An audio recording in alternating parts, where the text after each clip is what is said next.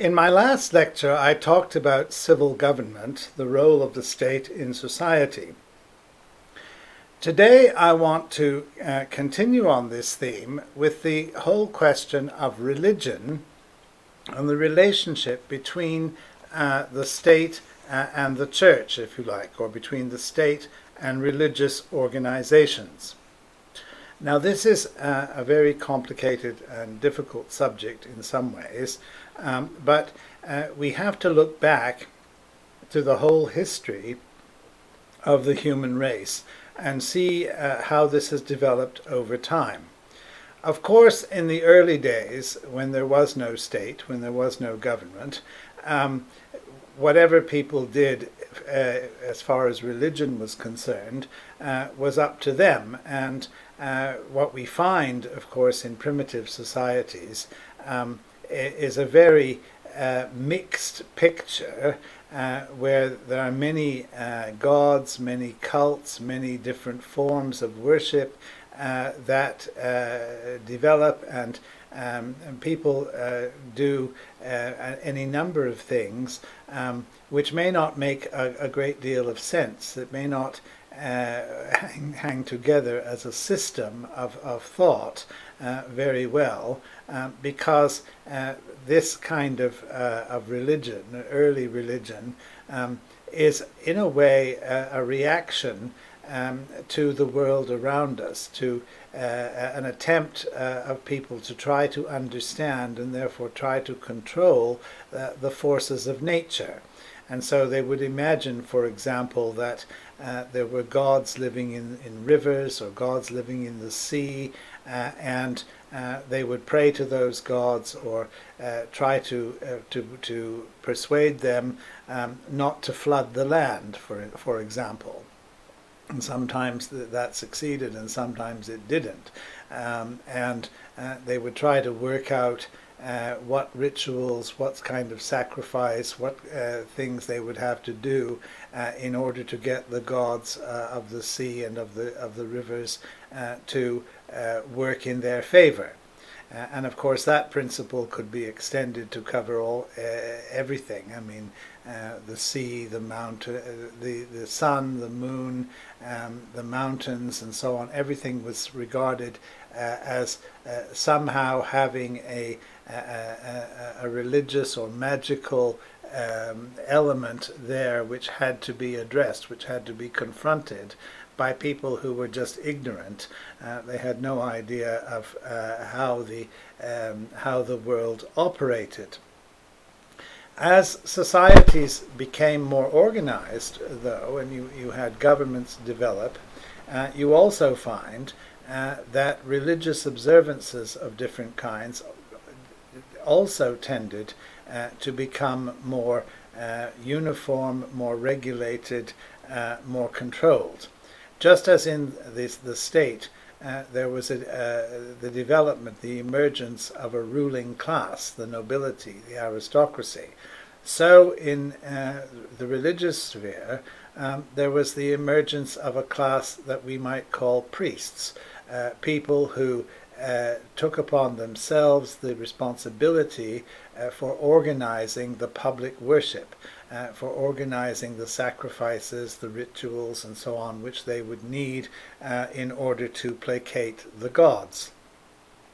As this developed, and here again we see the same pattern all over the world in different places, there would be official ceremonies, there would be official feasts, celebrations of different kinds, which provided a pattern of life, a pattern of development.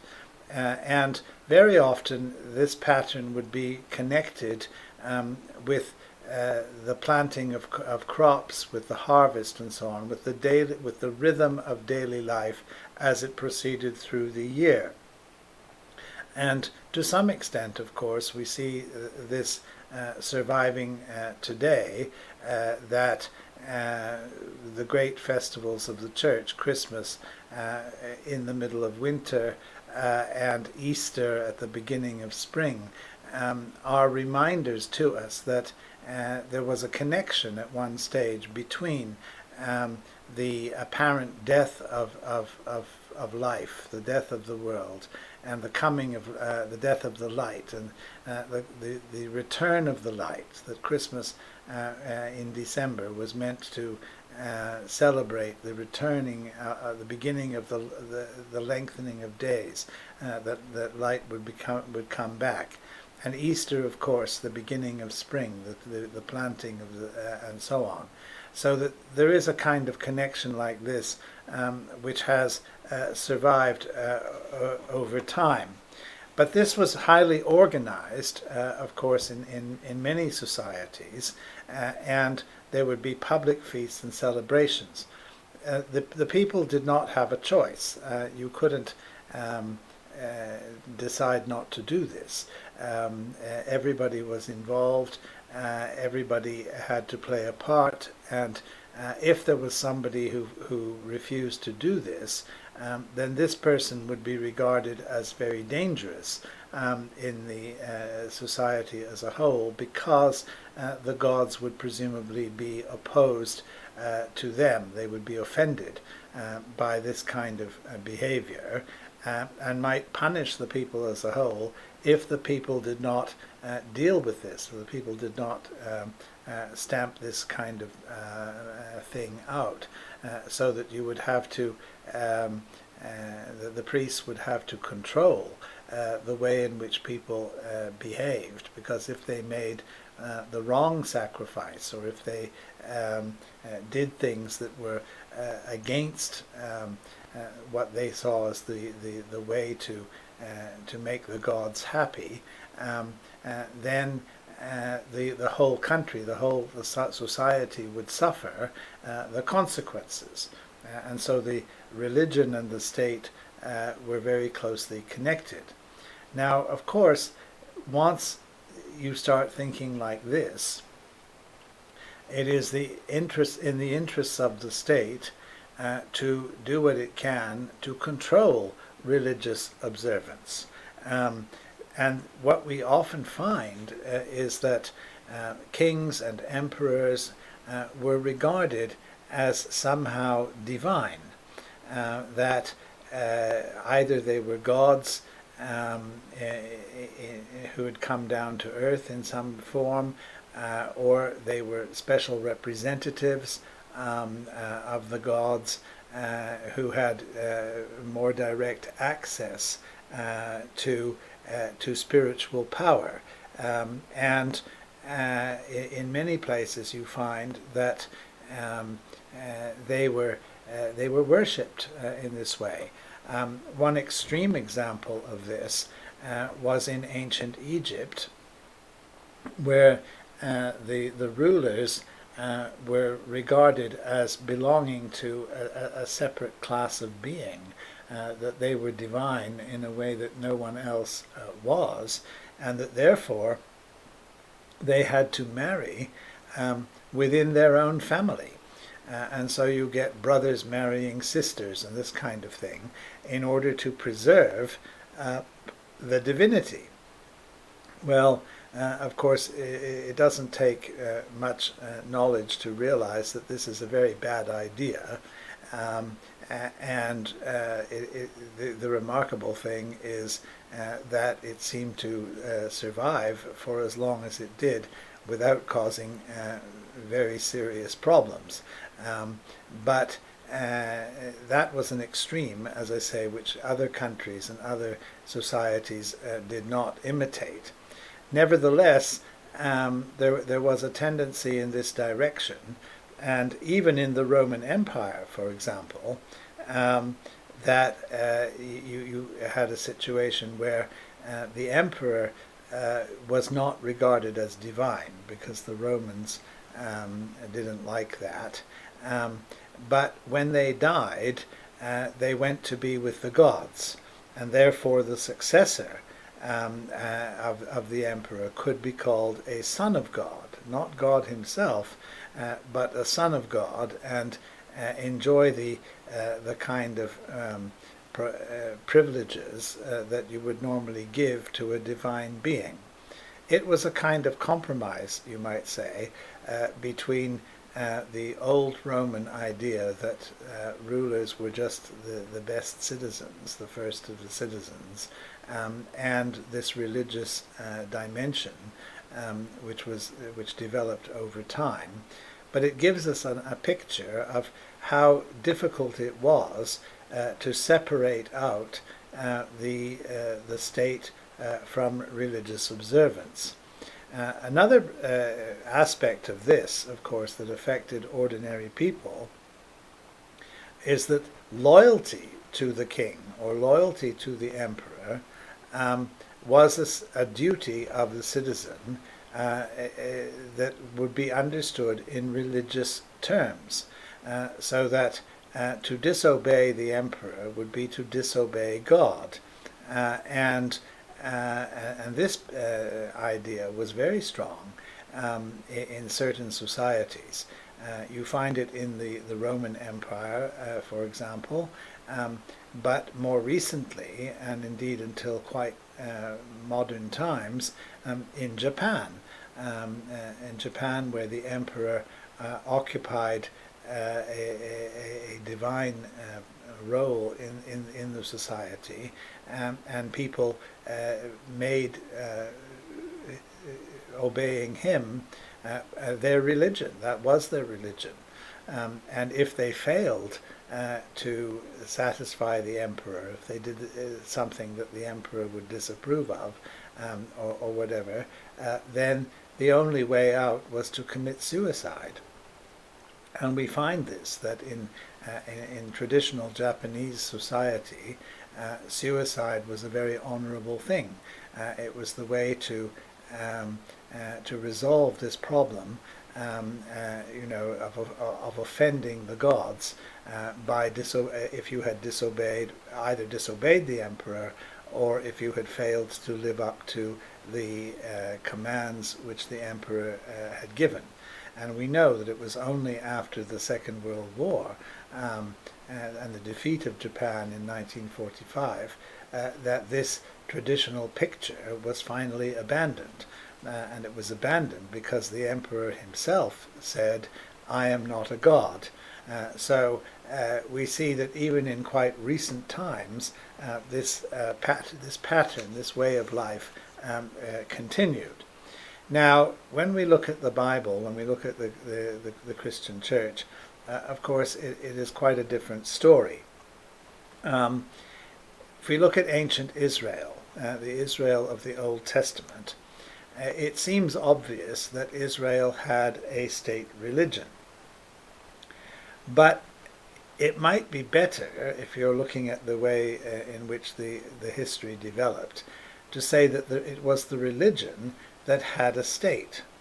Because the religion, as given to Moses and Aaron, and developed in the Old Testament, in the books of Exodus, Leviticus, Numbers, and Deuteronomy, the law of Moses, which was the law of the people, this existed before there was an organized state in Israel. And indeed, if we look at the later history, we find that the religion of Israel, which was, as I say, was older than the state, also survived the collapse of the state. Because as we know, the Israelite nation founded a monarchy under David and Solomon, and which continued for several hundred years, but eventually it was destroyed. But that did not destroy the religion, and indeed ever since, for the last 2,000 years and more, the nation of Israel has survived basically because it is a religion, because of their religion, and not because they had a state to go with this. So this is an example, you see, of where the religion can claim to have been more powerful than the state. It certainly lasted longer and had a much greater impact on the formation of the nation.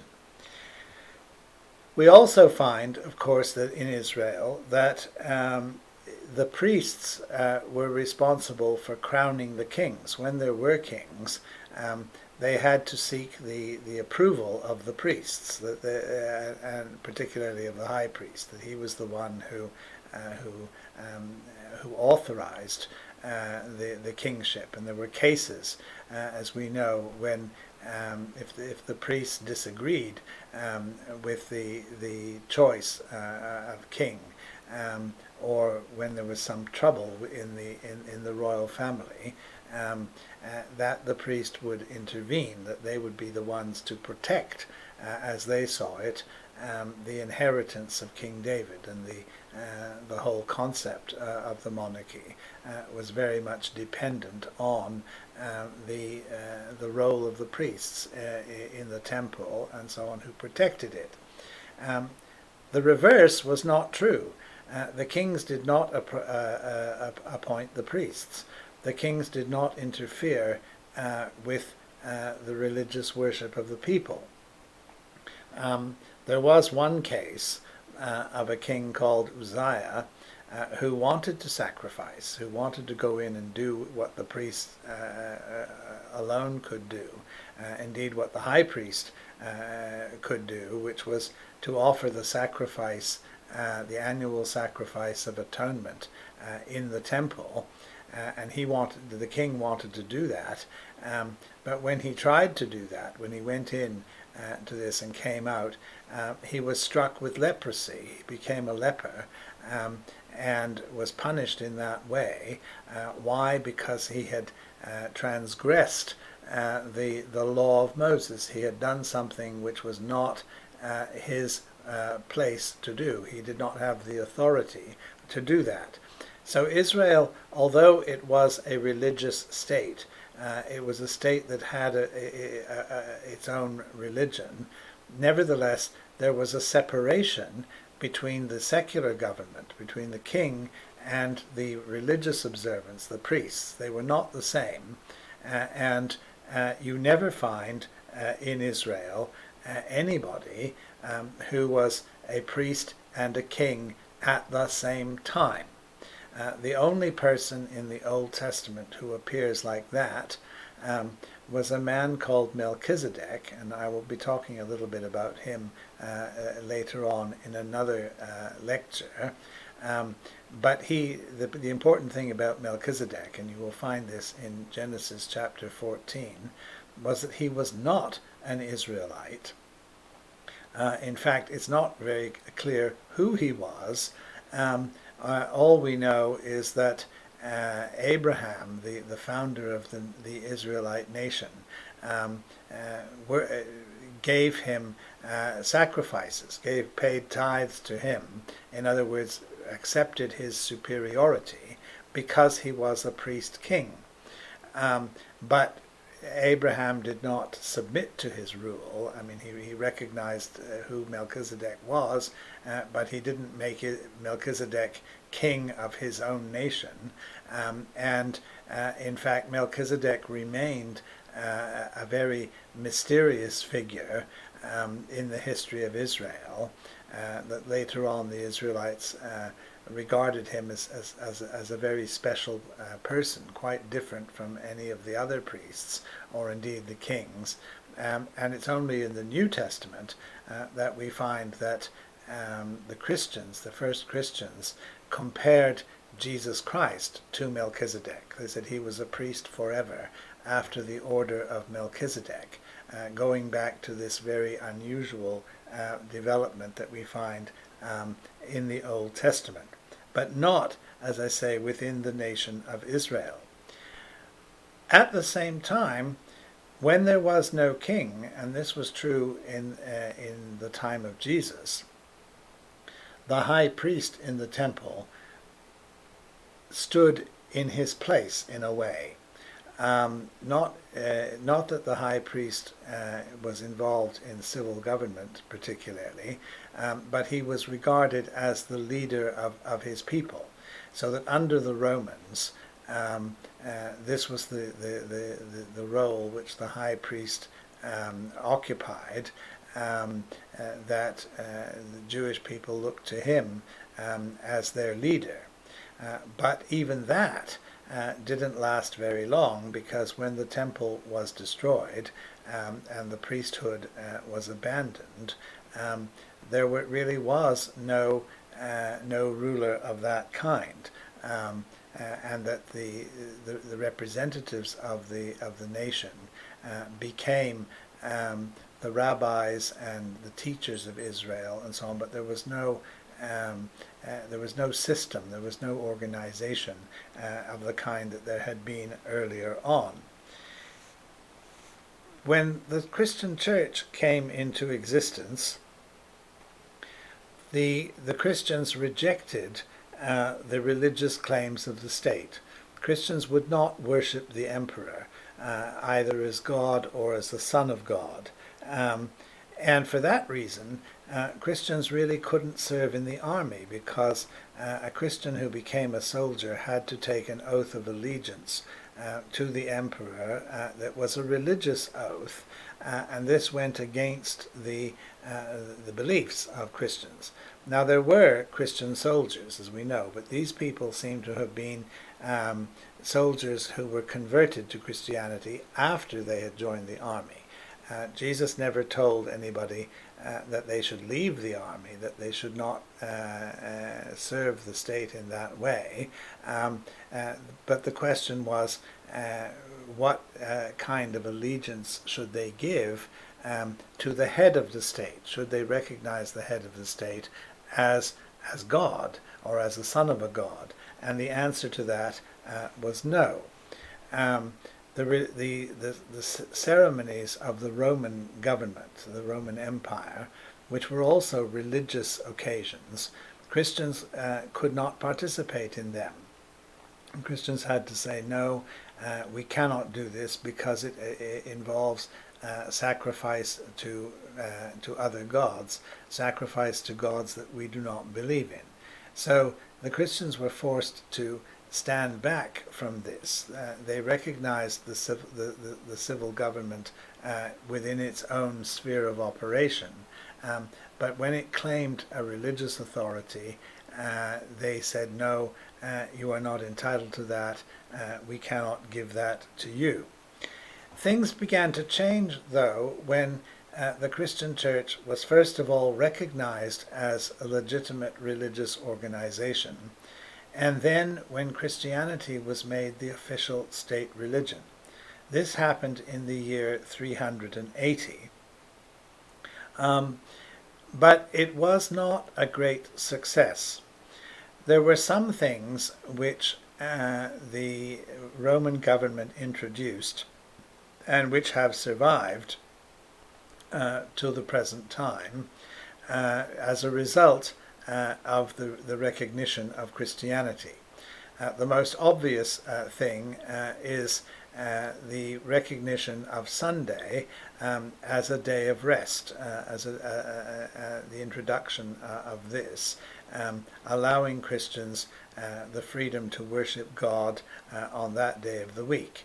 And we can say that this reform, this has survived into the modern era, and is now almost universal around the world, even in countries which have never had much Christian influence. The importance of Sunday as a day of rest. Women were also given rights that they did not have before. In particular, the right to refuse to marry a particular man. In earlier times, marriages were mostly arranged between parents, and although the man could refuse to marry the woman could not refuse to marry the man. Men and women were not regarded as equal. But the Christian church said they were, and they tried to impose this. They said, well, women must be free to say no if they wish. How effective that was is very hard to say, but at least they tried. And the Christian church also tried to abolish slavery, again with mixed degrees of success. They were successful in Europe, where slavery basically died out as Christianity became more powerful. But later on, unfortunately, it was possible to practice slavery in non-European countries, particularly in Africa, and on the excuse that the Africans were not Christian and therefore they could be enslaved. It was a very bad excuse, and of course we don't accept it now, and the church never really accepted it even then. And we have to say that the church actually struggled to abolish slavery insofar as it could do so, but there were practical considerations, economic considerations, and so on that made this very difficult to achieve. Nevertheless, there's an example here of the church distancing itself from the state and from laws which they thought were unjust. At the time of the Reformation in the 16th century, church and state were so closely connected to each other that they could not be separated. The Protestant faith was only successful in places where the secular ruler was persuaded to accept it. And at one point it was decided in Europe that if the ruler became Protestant, then his people would become Protestant as well. And if the ruler stayed Catholic, then the people would also stay Catholic. Well, this was something that worked perhaps in broad general terms, but you cannot legislate for religious belief in this way. And the result was that Protestant countries had Catholic minorities in them, Catholic countries had Protestant minorities in them, and these minorities were often persecuted or discriminated against. The end result of this was that the state had to become neutral in matters of religion. But the state could only become neutral by becoming secular. It had to abandon all pretense to represent a religion or to make one religion official against other religions and so on, so that the state no longer occupied itself with religious questions. And this basically is what we find in the modern world. There are some countries where the church is still has a legal recognition, and of course there are whole parts of the world, particularly the Islamic world, where separation of religion and the state is not recognized. But on the whole, the world has become secular, and the states have become secular, and this has permitted a freedom of religion that previously did not really exist. And I think we have to say that this is a good thing, that as Christians we do not want to impose our faith on other people, but nor do we want other people to impose their beliefs on us. We want to be free to worship God in the way that we believe that God has commanded us to do, and we expect the state to permit this, to allow us to do this, without interfering in our own internal affairs. This is the position that we advocate. Unfortunately, of course, it's not always that simple. The state still likes to control religious observance if it can. And this is true of all states everywhere. They see it as part of their duty to regulate society as a whole. And in some cases, of course, this can lead Christians into difficulties. We are, in some ways, back in the position of the early church, where we are separated from the state. We are distinct from the state. We honor the state for what it is and for what it has to say, but we don't want the state to interfere in our religious beliefs or practices. And trying to get that balance, trying to have freedom within a wider social context and social order is not an easy thing, but it is the world in which we now live.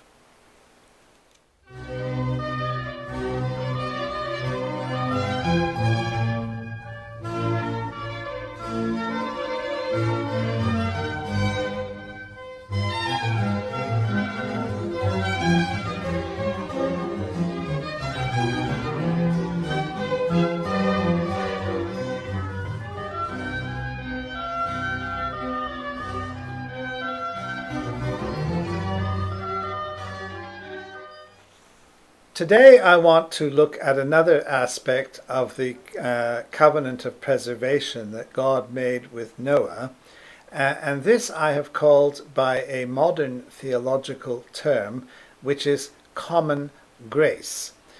The idea of common grace was really developed in the 19th century by a group of Reformed theologians, some of them working in the Netherlands and some of them working in the United States, and they came to this idea, they came to this doctrine more or less independently of one another. It has now become quite a common term in Reformed circles, Reformed Protestant circles, but it is important to stress that although the terminology, the words used to describe it, are of fairly recent origin, the concept itself goes right back to the book of Genesis, goes right back to the time of Noah, and is indeed inherent in the whole idea of a covenant of preservation. What are we talking about? First of all, we are talking about grace. What is grace? Grace is the favor which God shows to others. In our case, of course, which God shows to human beings. I've already talked about this, that if we are talking about justice, pure justice, the human race should be destroyed. Why? Because we have sinned against God. We have done something wrong. We should be punished for this. And if God decided that he was going to eliminate all humanity, he would have every right to do so. He would be perfectly justified in doing that, because that is what we deserve. But the wonder, the miracle of our faith is that God does not give us what we deserve. God does not judge us according to our works, which in his eyes are always wrong and inadequate. I mean, we can never satisfy his demands in the way that he would want to see them satisfied. But God nevertheless preserves us in being. He keeps us going. And this preservation is what we call grace. God has reached out to us.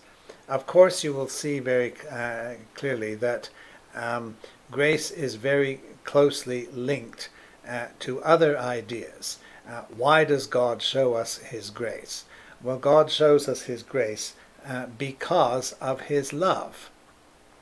So grace is the fruit of love, you might say. Because he loves us, God shows us his favor.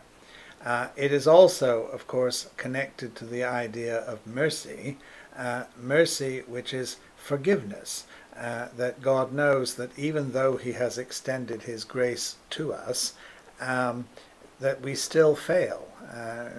We are not able to live up to his commands, and God forgives this. He reaches out to us in love in order to forgive.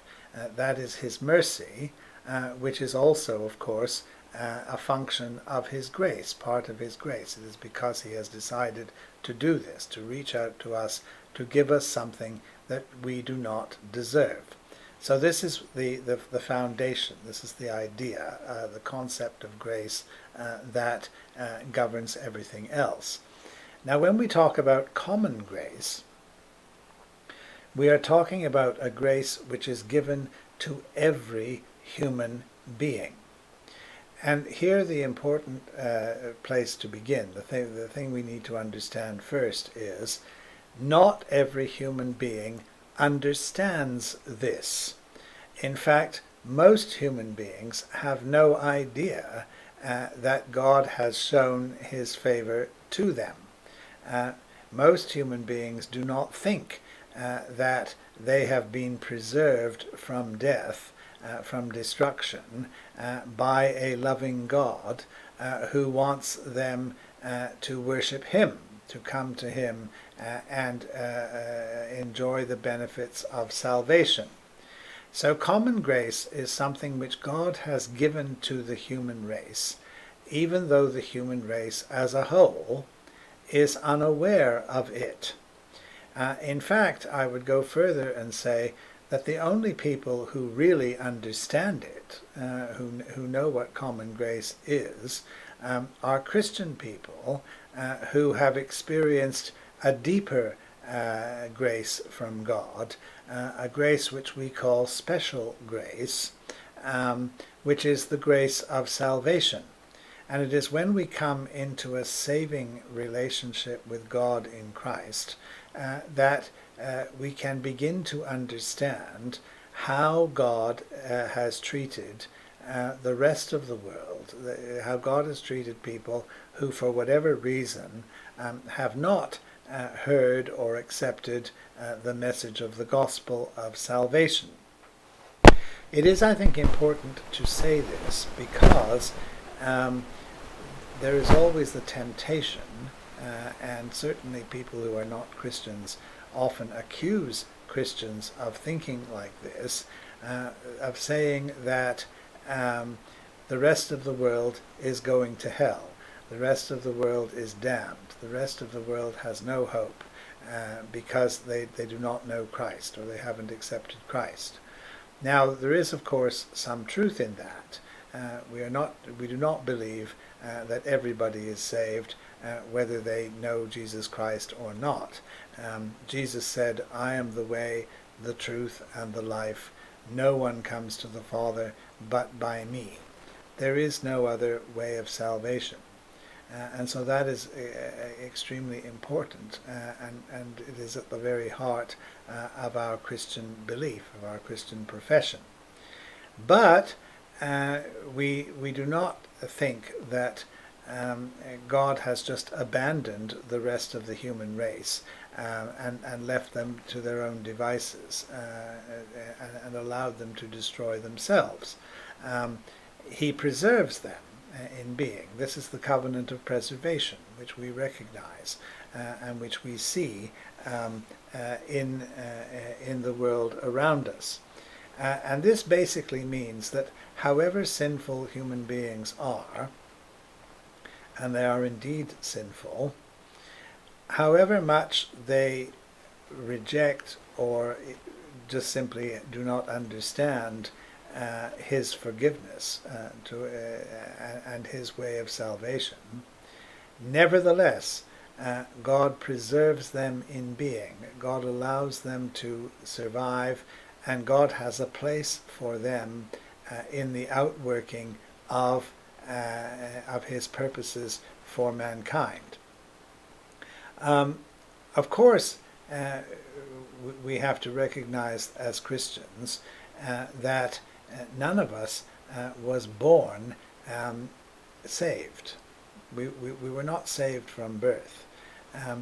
We too benefit from the common grace, from the covenant of preservation. We have enjoyed its benefits. We have learned from its nature. We have been able to appreciate the great blessings which it has given to the human race over time. And we have gone further. We have understood something more. We have been enlightened, if you like, with the message of the gospel. We have received God's special grace. And so we know the way of salvation. But precisely because we were born into the covenant of preservation, and we would not have been able to hear the word of salvation if we had not first experienced the preservation which comes from common grace. We must try our best to understand what that is and what our connection is with those who live under it to this day and know nothing else but it. First of all, we learn from common grace that there is no nation, no people, and not even the Christian church, which can claim to be perfect or better than anybody else. Common grace is given to every human being, whatever their origin, wherever they've come from, whatever their level of development may be. It is true, of course, that there are great differences between the nations, and that some are definitely more advanced than others. But we are not better people. This is the key. You see, that in the sight of God, we are all in the same position. We are all sinners who need salvation, but who have been preserved from destruction, so that we can hear the message of the gospel. Common grace also reminds us that all human life is in the hand of God. No human society, no idea, no structure that men and women create lasts forever. The history of the world is a history of the rise and fall of nations, of empires, of ideas. And this will carry on until the end of time. We cannot put our faith, we cannot put our trust in things that will not last. These things are not bad in themselves, as we've already said about the civil government, for example. It is a necessary thing which God has given to us in order to protect us. But it does not last forever. These things cannot be put in the place of God. And this is, of course, the temptation which people who do not know God will always have. They are looking for a foundation, for a basis for their life, for their society. And so they put their trust in some idea, in some state, in some structure which surrounds them, and this gives them their identity, their security, their assurance that their life has some meaning. Now, as Christians, we appreciate what God is doing in this. We understand that God has given these things in order to protect people, in order to preserve people.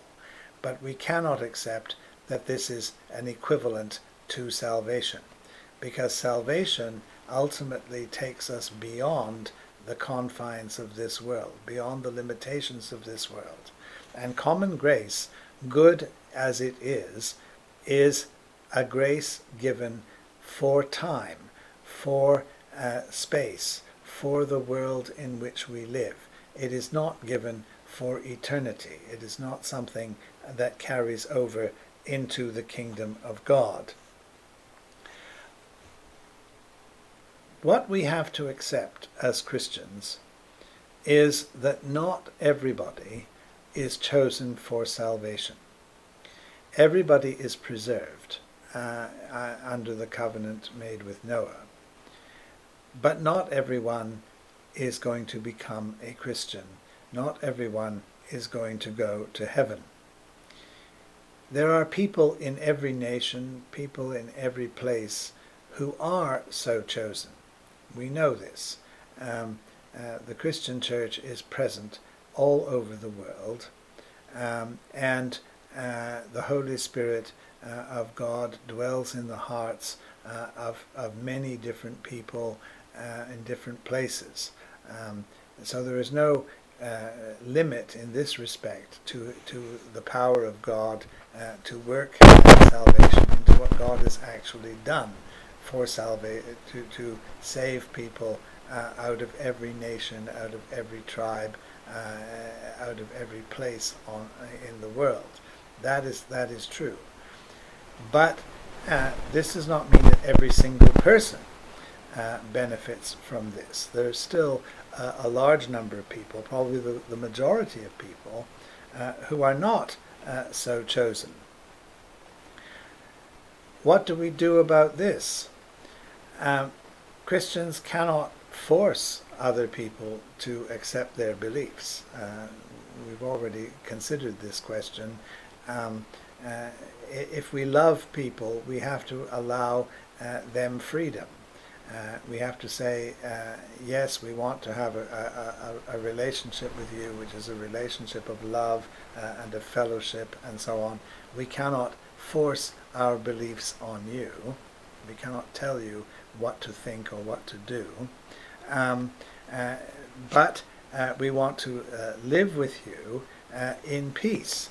And so how do we do this? How do we live with people who do not share our values, who do not think the way we do? Well, first of all, God has not given us permission to attack them. The Christian church cannot be aggressive.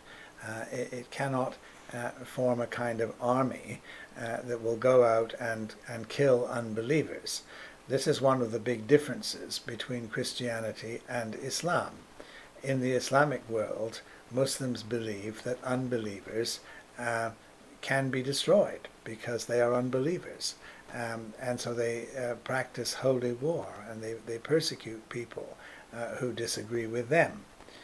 As Christians, we cannot do this. You see, we reach out to them, we preach to them, we proclaim the gospel to them, but we cannot force them to accept it. So this is very important. We must allow freedom to people who disagree with us, much as we regret this. We are sad to see people turn away from the salvation offered by God. But we have to allow this to happen, as Jesus allowed it to happen when he spoke to people like the rich young ruler, for example, whom he explained, whom he told to sell all his possessions and give them to the poor and come and follow him. And the young man turned away because this was too much. He couldn't accept this. We have to allow this. Jesus allowed him to go. He didn't force him to stay and to change his life. He couldn't do that. He had to let the man go, even though it was a hard thing to do. So this is part of what we have to do. Part of what common grace is about is to accept that God looks after people, even people who turn away from him, and that we who preach the message of salvation cannot force these people to change, to accept our point of view. It also means, of course, that every human being is precious in the sight of God. Every human being is loved by God, whether they are believers or not. And therefore we have to consider them and give the same consideration to them as we would give to anyone else. We see this, for example, when it comes to fulfilling our Christian duty to help the poor, to heal the sick, to educate the ignorant, and so on. Christians have always been in the forefront of international aid organizations. The attempt to help people who are in distress, who are in trouble. And we do this every time there is a flood or a war, or people are suffering one way or another. We reach out to them. And we do not say Christians first. We don't say we're there to help Christians and not other people. Of course, we are there to help Christians, and that is our duty. We have to start somewhere, and starting with people who are our brothers and sisters in Christ is the obvious place to begin. But it doesn't end there. We feed the hungry, whoever they are, and whether they agree with our faith, whether they accept our faith or not. We don't make aid of this kind sort of somehow dependent on faith. We don't say to people, you must accept Christ, otherwise we're not going to educate you, or we're not going to heal you, we're not going to feed you. No, we reach out to everyone, because everyone is in some sense a creation, a creature of God, and therefore loved by Him. We also see and recognize that people who are not believers nevertheless have a moral code in themselves, a sense of right and wrong, which is often similar to Christian belief. It's not the same necessarily or directed in the same way, but most people will agree that it is wrong to kill. Most people will agree that it is wrong to steal.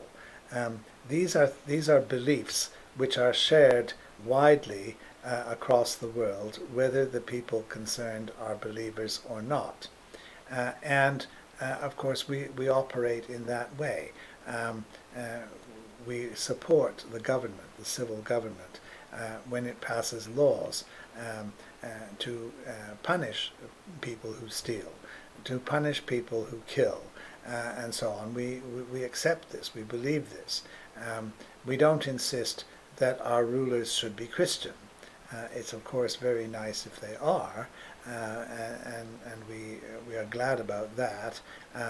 But the rules of civil government apply to everybody, whether they are Christian or not, and we seek to have a society in which Christian beliefs, beliefs that can be shared with other people, will be the official policies of the state.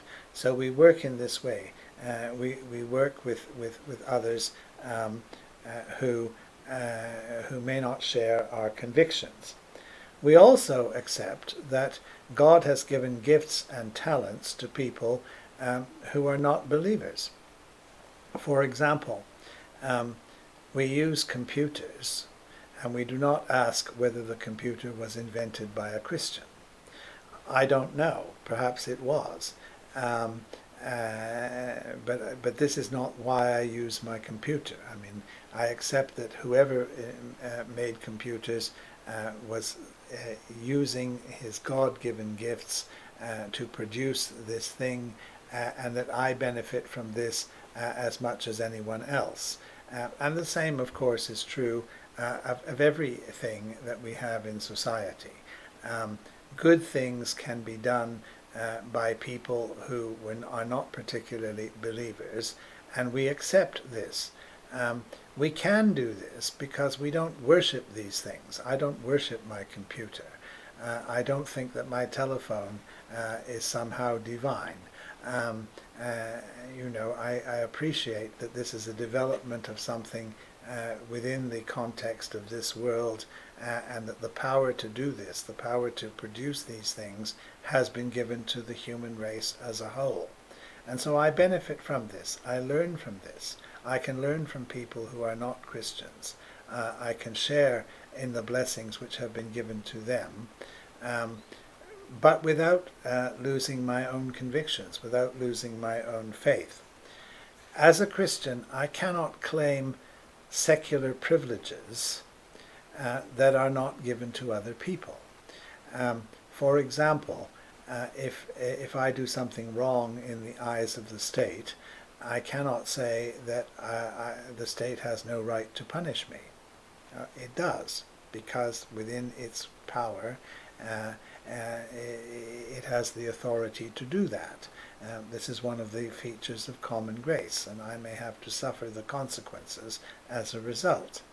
There have been Christians who have refused to take an oath in court. They will not swear an oath because they think that they are Christians, and therefore people should believe them when they say something, and that they don't have to do what other people do. This again is not right. That as a Christian I have to accept that I am a sinner saved by grace, that I must be prepared to swear that I will tell the truth, and to suffer the consequences if I do not do so. I cannot assume that everybody is going to accept, oh, this man is a Christian, of course he will tell the truth. I hope that that is true, of course. I want that to be true. But I can't say that it is necessarily going to be so. But perhaps the most important thing today is that as Christians we have to continue to distinguish between common grace and salvation. We are grateful for science. We are grateful for technology. We are grateful for all the progress and development that we have seen in the world. We are glad that people of different countries and backgrounds now have the opportunity to travel and to get to know each other, to get to appreciate the wider world in which we live. These are good things. These are things that we want to promote and encourage. But they are not the way of salvation. However progressive we are, however developed we are never going to have salvation on earth. Salvation is a gift of God. It is something which takes us out of this world. And this is perhaps the most important thing that we have to remember, because we live in a society which does not want to recognize this. We live in a world which does not see the need for the spiritual dimension of life. We live in a culture which is materialistic and rejects the Word of God. This is what we are here to proclaim. This is what the church is called to do. This is what we as Christians are called to bear witness to. So however much we appreciate common grace, however much we accept that God loves all people and works in them in wonderful ways, however much we agree that we have to live with people who are different from us, we must nevertheless not lose sight of the gospel, that what Jesus Christ came to do is something better, it's something more lasting than anything that human beings can create. Common grace is good for a time, but special grace, the grace of salvation, is good for eternity. And that is the message that we must continue to proclaim, that we must emphasize, and we must not be distracted by these other things which are very good in themselves, which are very right in their own way, but which are not the eternal message of salvation.